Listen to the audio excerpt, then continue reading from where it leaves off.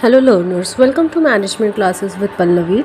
Today in this video I am going to my next playlist topic, which is business law. So first in this video I will give you a simple and very short overview regarding what is business law all about. So if I do talk about what is business law, so it encompasses all of the laws that dictates how to form and run a business. So basically business law, as the word suggests, business law for a business, मतलब business को run और उसको frame करने के लिए, उसको form करने के लिए जो जो लॉज की रिक्वायरमेंट होती है वो सारे हमको कहाँ मिलते हैं, वो सब हमको बिजनेस लॉ के अंडर मिलते हैं, right. This indicates all of the laws that govern how to start. इसमें क्या क्या मेंशन होता है? How to start, buy, manage and close और sell any type of business if you want. Business laws establish the rules that all businesses should follow. ये एक mandatory है for all the business, whether is small और large, profit और non profit, to follow all the business rule. क्यों? क्योंकि जो business laws होते हैं वो एक बिजनेसमैन को भी प्रोटेक्ट करते हैं, एम्प्लॉयज़ को भी प्रोटेक्ट करते हैं, कस्टमर्स को भी प्रोटेक्ट करते हैं, और जिनसे आप माल ले रहे हैं, जो आपके सप्लायर्स होते हैं, जो आपके क्रेडिटर्स होते हैं, डेटर्स होते हैं, उनको भी प्रोटेक्ट करते हैं. इसलिए it is mandatory to follow the various business laws. That's why they are established. A savvy business person will be generally familiar with the business laws and know when to seek the advice of a licensed attorney.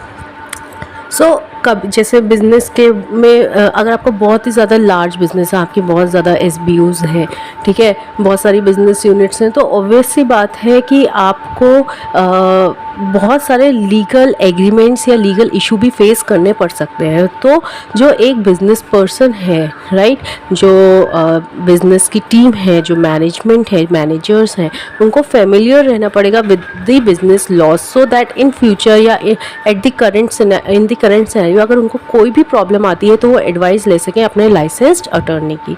Business law includes state and federal laws as well as administrative regulations. हर एक state के अलग अलग laws होता है. अगर मेरा business UP में इस्टेब्लिश है तो मुझे यूपी के स्टेट लॉज फॉलो करने पड़ेंगे. अगर मेरा बिज़नेस उत्तराखंड में इस्टेब्लिश है तो उत्तराखंड में जो बिज़नेस के लॉज हैं वो मुझे फॉलो करने पड़ेंगे, ठीक है. बहुत सारे फेडरल लॉज होते हैं एज वेल एज बहुत सारे एडमिनिस्ट्रेटिव रेगुलेशंस होती हैं जो बिज़नेस लॉ के अंडर में आती हैं.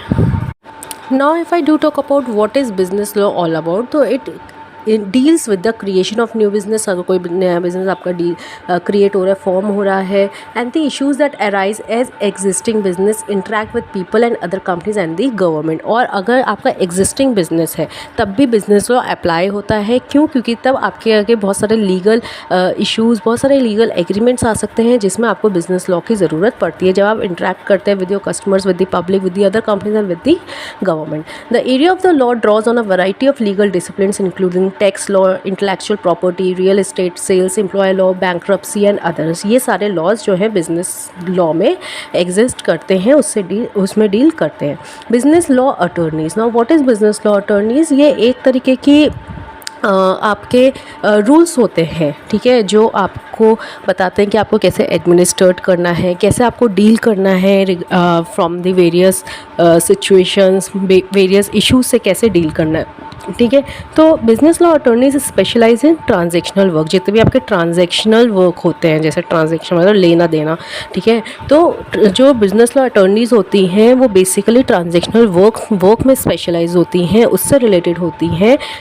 लेकिन इनका मतलब ये नहीं होता है कि अगर आप फॉर एग्जांपल किसी के साथ फ्रॉड कर रहे हैं तो वो आप उसी समय कोर्ट में चले जाएंगे. नहीं, बल्कि बिजनेस लॉ अटॉर्नी क्या है, ये एक तरीके से आपको डायरेक्ट करती हैं कि हाँ, आप अपने कस्टमर के साथ फ्रॉड कर रहे हो और अगर करोगे तो आपको ये इश्यूज़ फेस करने पड़ेंगे. आपको जेल हो सकती है, आपके ऊपर केस हो सकता है एंड सो ऑन. ये जस्ट एन एग्जांपल मैं बता रही हूँ. तो बिजनेस लॉ अटॉर्नीज जो है वो स्पेशलाइज होती है ट्रांजेक्शनल वर्क में, जो वार्न करती हैं, जो गाइड करती हैं कंपनीज़ को कि अगर आप ऐसा करोगे तो आपके साथ ऐसा हो सकता है. और in fact the business lawyers are often hired for the purpose of avoid avoiding future litigations, ठीक है। तो बिजनेस लॉयर्स को जो है कंपनीज इसीलिए हायर करती हैं कि ताकि अगर उनके ऊपर कोई केस होता है या वो किसी लीगल इशू में फंस जाती हैं तो वो अपने लॉयर्स से, ठीक है, कुछ एडवाइस मांग सकें और उस पर वर्क ऑन कर सकें। Now we will talk about कि अगर we have to start a new business, तो उसमें बिजनेस लॉ का क्या रोल रहता है। तो starting a business, much of business law addresses different types of business organization. बहुत सारे डिफरेंट टाइप्स ऑफ ऑर्गेनाइजेशंस होते हैं, as we know, partnership, corporations, company, like private and public, then your sole proprietorship, joint हेतु family. तो हर एक business organisation के अलग अलग बिजनेस लॉज होते हैं। There are laws regarding how to properly form and run each time. जैसे कि मैंने आपको प्रीवियस स्लाइड में बताया था, बिजनेस लॉ किससे डील करते हैं कि जब आप how to create business and how to run an existing business, ठीक है। It also business law also include entities such as corporation, partnerships, limited liabilities companies and so on. Example की बात करें तो what type of a business I want to be, मेरा को किस type का बिजनेस चाहिए, वो किसके अंडर में आता है, आपका स्टेट लॉ के अंदर में। What papers do I need to be file in order to start this business. अगर मैं for example manufacturing business start करना चाहती हूँ तो उसको स्टार्ट करने के लिए मुझे कौन कौन से पेपर्स को सबमिट करना पड़ेगा, तो ये भी हमारे स्टेट लॉज के अंडर में आते हैं।